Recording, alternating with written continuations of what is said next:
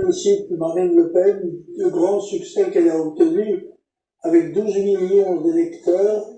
Je crois que rien n'est perdu, la vie commence toujours demain.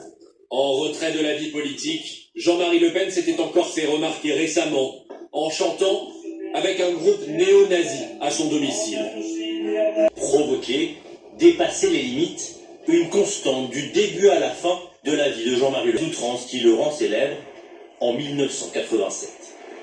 Je ne dis pas que les chambres à gaz n'ont pas existé. Création du Front National en 1972. Un parti fondé autour de Jean-Marie Le Pen par un groupe de militants issus de mouvements d'extrême droite, parmi lesquels François Brignot, ancien milicien sous Vichy, et Pierre Bousquet, ex-Waffen-SS. Mais Jean-Marie Le Pen, de propos négationnistes, il avait aussi le goût des jeux de mots outranciers, comme ici, en 1988, lorsqu'il vise un ministre de l'époque, Michel Durafour.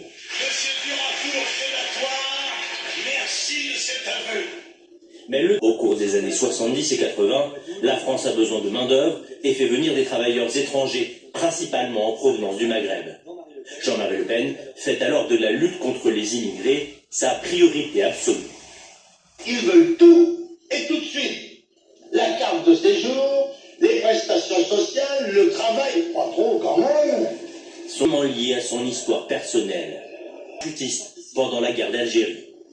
Il participe à des opérations contre le FLN et va jusqu'à pratiquer la torture, comme il le reconnaît à demi-mot dans cette interview. Je pense que la guerre terroriste massive telle qu'elle était menée par le FLN exigeait que pour la protection des civils, le renseignement soit obtenu de façon rapide.